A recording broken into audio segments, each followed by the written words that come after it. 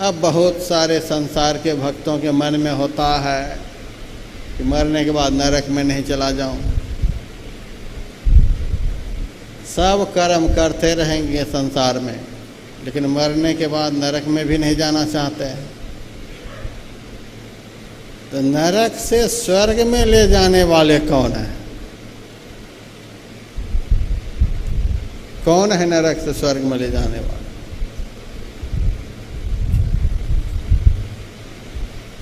एक बहुत बड़े ऋषि हुए, पुराणों में उस ऋषि का नाम है महात्मा शंख।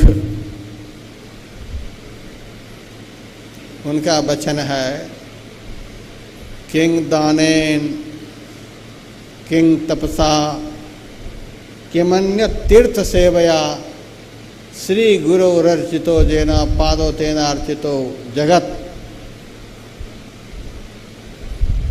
दान करने से क्या, तीर्थ करने से क्या, तप करने से क्या, गुरु के चरण की पूजा जिन्होंने कर लिया, उन्होंने तीनों लोकों के सारे पूजनीयों की पूजा कर लिया। संसार के सबसे बढ़कर पूजनीयों की पूजा कर लेने का फल महात्मा शंख बतलाते हैं। न दानेन न होमेन नैवाग्नि परिचर्यया ब्रह्मचारी दिवंग याति संयाति गुरु पूजनात्। दान करने से कोई स्वर्ग में नहीं चला जाता। हमारे दादा गुरु का वचन है, बहुत दान करोगे तो अगला जन्म हाथी का मिलेगा। खूब दान किए हो, 2-2 क्विंटल एक ही दिन में खाओगे। मनुष्य का शरीर नहीं मिलेगा, लेकिन खाने के लिए बहुत माल मिलेगा। सोना दान किए हो, हाथी के गर्दन में भी सोना के सिक्कड़ बांध करके राजा लोग रखते हैं। दान का फल अन्य शरीरों में भी भोगना होता है।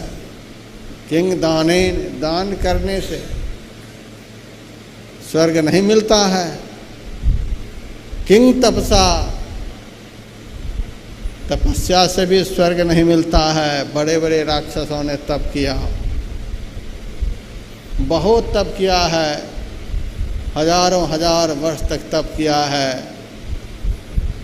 और जब ब्रह्मा जी का दर्शन हुआ, विष्णु भगवान का दर्शन हुआ, शिव जी का दर्शन हुआ, वरदान मांगने के लिए कहा, वरदान में मांगा कि मैं अजर अमर हो जाऊं। देवता कहते अजर अमर तो तू है ही, आत्मा तो अजर अमर है ही। कहा हमें आत्मा से कोई लेना देना नहीं, हमारा शरीर अजर अमर हो जाए। देह बुद्धि खत्म नहीं हुई। हजारों हजार वर्ष तक तप, और तप के फल से उन्होंने ब्रह्मा विष्णु महेश को सामने प्रकट कर लिया। फिर भी देह ज्ञान नष्ट नहीं हुआ। देह ज्ञान के नष्ट हुए बगैर आत्मज्ञान प्राप्त हो ही नहीं सकता है। क्या मिला? इसीलिए कहा तप करने से भी स्वर्ग की प्राप्ति नहीं होती।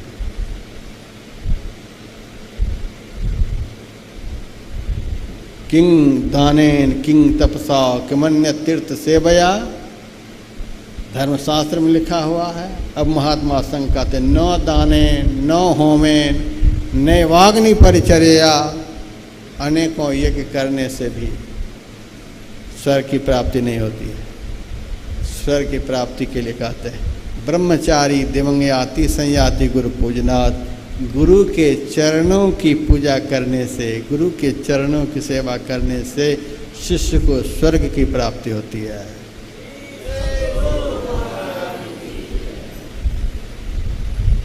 और हमारे गुरुदेव कहते थे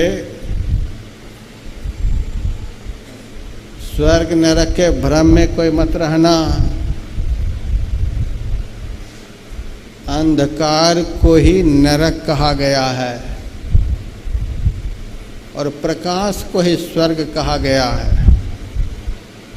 अंधकार रहित स्थान को स्वर्ग कहते हैं, प्रकाश रहित स्थान को नरक कहते हैं। नरक में 4 चीज़ें नहीं होती हैं, प्रकाश नहीं होता है, पवित्रता नहीं होती है, अपना कोई नहीं होता है, सुख नहीं होता है। इन चारों चीज़ों का अभाव जहाँ होता है उसी को नरक कहते हैं। और जहाँ चारों चीज़ें प्राप्त हो जाती हैं उसी स्थान को स्वर्ग कहते हैं। ऐसा स्वर्ग जहाँ अपवित्रता नहीं है, जहाँ अंधकार नहीं है, जहाँ कोई दुख देने वाला नहीं है और जहाँ कोई दुख नहीं होता है, उस स्थान को असली स्वर्ग कहते हैं। तो शिष्य के सामने से अंधकार के दृश्य को हटाने वाले कौन है? शिष्य के सामने से अंधकार के दृश्य को हटाने वाले कौन है? अंधकार ही नरक है। शिष्य के सामने से नरक के दृश्य को हटाने वाले कौन है? किसी भी देवता का नाम आप नहीं बतला सकते। देहस्था सर्वदेवता, देह के अंदर में सब देवता हैं, लेकिन आपके सामने अंधकार है। हमारे सामने के अंधकार को हटाने वाले कौन देवता हैं? शरीर के अंदर तो सब देवता हैं ही, लेकिन फिर भी हमारे सामने अंधकार है। हमारे सामने के अंधकार को हटाने वाले कौन देवता है? गुरु गीता में लिखा हुआ है, गु नाम अंधकारस्य अरूतन निरोधकः। गु का अर्थ होता है अंधकार, अरु का अर्थ होता है निरोध करने वाले, रोक देने वाले, दूर भगा देने वाले, हटा देने वाले। शिष्य के सामने से नरक के दृश्य को हटा देने वाले यदि कोई देवता है तो उसी देवता का नाम है गुरुदेव। गुरु देवता। ब्रह्मचारी दिवंगयाति संयाति गुरु पूजनात्। गुरु की पूजा करने से प्रत्यक्ष स्वर्ग की प्राप्ति होती है, प्रत्यक्ष स्वर्ग का दर्शन होता है। स्वर्ग कोई फल नहीं होता है कि आपको प्राप्त हो जाएगा, हाथ में आ जाएगा। स्वर्ग का दर्शन होता है। और स्वर्ग का दर्शन क्या है? अंतः प्रकाश का दर्शन ही स्वर्ग का दर्शन है।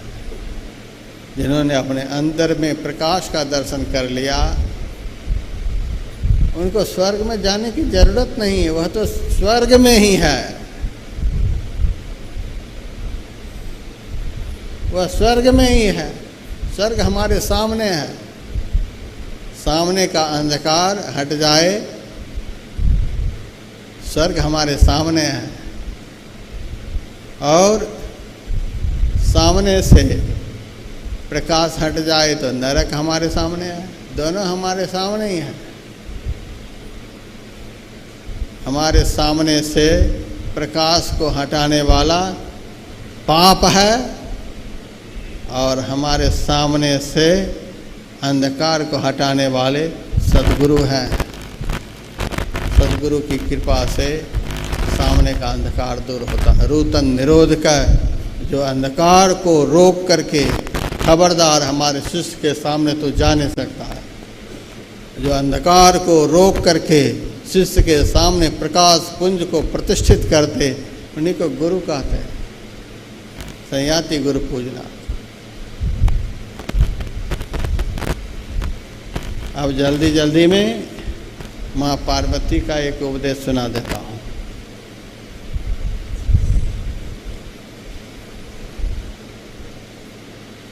जितना फल आप सुन रहे हैं आज प्रवचन के माध्यम से, उतना फल तब आपको मिलेगा जब मेरी सारी बातों पर आप बढ़िया से ध्यान देंगे।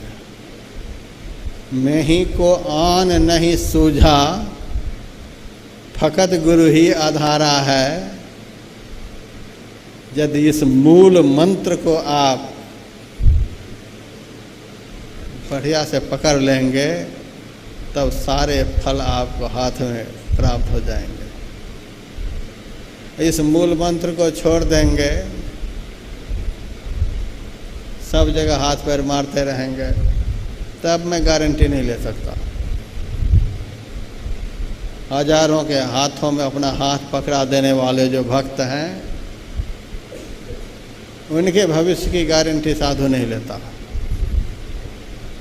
साधु के सिद्धांत पर चलने वाले भक्त की गारंटी साधु लेते हैं।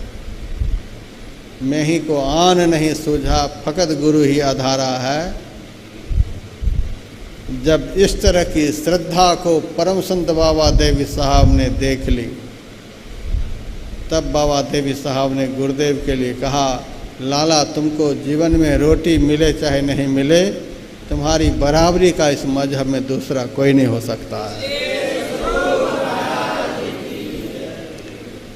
दूसरे शब्द में कहा, मोक्ष तो दूर की बात रही, लेकिन लाला तो संसार से आज़ाद हो गया। ऐसी श्रद्धा देख लेने पर गुरुदेव को आज़ाद कर दिए।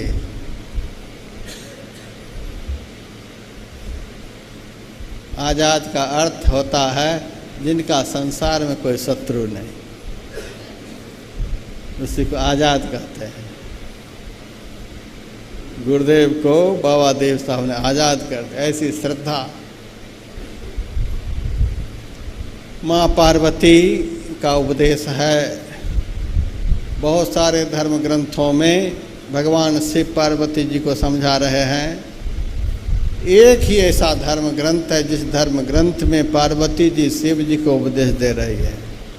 उस धर्म ग्रंथ का नाम है रुद्रयामल तंत्र। उसमें मैंने पढ़ा, गुरु भक्ते परंग नास्ति भक्ति शास्त्रेषु सर्वतः, गुरु पूजाम बिना नाथ कोटि पुण्यम वृथा भवेत। संपूर्ण भक्ति शास्त्रों में गुरु की भक्ति से बढ़कर दूसरी किसी की भक्ति नहीं। माँ पार्वती जी का वचन है। कल से शिव पार्वती की पूजा बड़े धूमधाम से शुरू होगी, और पार्वती जी का वचन सुनिए। इसी रास्ते से धूमधाम से पूजा करने वाले हजारों गुजरेंगे, लेकिन गुरु का दर्शन करने के लिए कोई नहीं आएंगे। अब पार्वती जी का वचन है, संपूर्ण भक्ति शास्त्रों में गुरु की भक्ति से बढ़कर दूसरी कोई भक्ति नहीं है। इसीलिए हे नाथ, जो शिष्य गुरु की भक्ति को छोड़कर अन्य करोड़ों प्रकार की भक्ति करता है, उनकी सारी भक्ति नष्ट हो जाती है। रुद्रयामल तंत्र में लिखा हुआ, गुरु की भक्ति को छोड़कर जो इधर उधर की भक्ति करते, उनकी भक्ति नष्ट हो जाती है। वर्षों पूर्व शिव महापुराण की कथा सुनाने के लिए मैं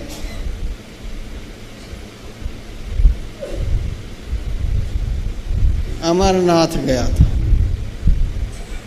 मोर मंडी के भगत ले गए थे।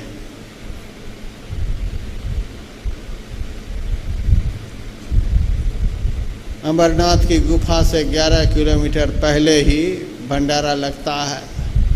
वहीं पर कथा का आयोजन हुआ। दुनिया भर के भगत लोग जा रहे हैं। गजब का दृश्य होता है। बहुत पैसे वाले भगत जो होते हैं वो पालकी पर चढ़ कर जाते हैं। पालकी को कौन उठाते हैं?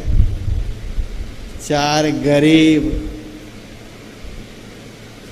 गरीब के कंधे पर पैसे के जोर पर बैठ कर के जाते हैं। उन गरीबों के नाक पर से पसीना उतरते हैं और वो पालकी पर सिगरेट पीता हुआ जाता है। इतने मौज के साथ जाते हैं। कुछ पिट्ठू लोग होते हैं, पीठ पर टोकरी होती है, उस टोकरी पर पैसे वाले लोग जाते हैं। उस टोकरी को ढोने वाले कौन? एक गरीब आदमी। उस गरीब आदमी की पीठ पर हम सब देखते हैं गरीब आदमी की पीठ पर एक मोटा ताजा 80 किलो का आदमी बैठा हुआ है, पान निकाल करके चूना, कत्था, सुपारी वगैरह लगाते हुए पीठ पर जा रहा है, खाते हुए जा रहा है। ये धर्म कमा रहे हैं। क्या क्या खाते पीते जाते हैं, क्या क्या करते हुए जाते हैं। आप लोग जाकर के देख सकते हैं किस तरह से लोग जा रहे हैं। जाते हुए भी कोई दुष्कर्म को छोड़ने के लिए तैयार नहीं है। ऐसी भक्ति चल रही है। मेरे से भी बहुत सारे भक्तों ने कहा, महाराज यहाँ तक आ गए हो, आप भी दर्शन के लिए चलो। मैंने कहा हम हरिद्वार से चलकर यहाँ तक आ गए शिव जी की कथा सुनाने के लिए। शिव जी हमारे पास 11 किलोमीटर भी उतर कर नहीं आएंगे। हम उनके लिए इतनी दूर चलकर आ गए, वे हमारे लिए 11 किलोमीटर भी उतरने के लिए तैयार नहीं। हमारे गुरुदेव तो हमारे उद्धार के लिए मोक्ष धाम से उतरकर धरती पर अवतार लिए, और हमारे शिव जी हमारे लिए 11 किलोमीटर भी उतर कर नहीं आ सकते। मैं नहीं जा सकता उनके दर्शन के लिए, और मैं बिल्कुल नहीं गया। बहुत भगत नाराज भी हुए, शिव पुराण की कथा सुनाते हैं और दर्शन के लिए नहीं जाते हैं। हम अंधी भक्ति करने वाले साधु नहीं, शास्त्र प्रामाणिक भक्ति करने वाले हम साधु हैं। शिव जी का ही वचन मैंने शिव महापुराण में पढ़ा, जो अपने हृदय में विराजमान शिव का दर्शन नहीं करके अन्यत्र शिव जी का दर्शन करने के लिए भटकते हैं, वे अपने हथेली में प्राप्त हुए फल को छोड़कर अपने केहनी को चाट करके फल का आनंद लेना चाहते हैं। शिव पुराण में लिखा हुआ है। शिव जी यह कह रहे हैं कि अपने अंदर में मुझ शिव का दर्शन नहीं करके जो बाहर में मेरा दर्शन करने के लिए जा रहा है, वे हथेली में प्राप्त हुए फल को छोड़ करके अपने केहनी को चाट रहा है। शिव जी का वचन है शिव पुराण में। हम शिव जी की बात को मानेंगे कि सड़कों पर धक्के खाने वाले की बात को मानेंगे? हम धक्के खाने वाले के रास्ते पर चलने वाले नहीं हैं, हम शिव जी के रास्ते पर चलने वाले हैं। और पार्वती जी कहती हैं, संपूर्ण भक्ति शास्त्रों में गुरु की भक्ति से बढ़कर संसार में कोई भी भक्ति नहीं है। शिव जैसा कह रहे हैं, पार्वती जी इस तरह से कह रही हैं, ब्रह्मा जी कह रहे हैं, विष्णु भगवान कह रहे हैं, सारे शास्त्र कह रहे हैं, फिर भी हम लोग इधर उधर हाथ पैर मारना छोड़ते नहीं। आज आप लोग गांठ बांध कर जाइए, गृहस्थाश्रमी हैं, धन की बहुत ज़रूरत आप लोगों को है, मरने के बाद स्वर्ग वैकुंठ की भी बहुत ज़रूरत आप लोगों को है, पुत्र पौत्र की भी बहुत ज़रूरत आपको है, बहुत दिनों तक जीने की भी ज़रूरत आपको है, बहुत पद प्रतिष्ठा की भी ज़रूरत आप लोगों को है। यदि इन सारे ज़रूरतों को पूर्ण करना चाहते हैं,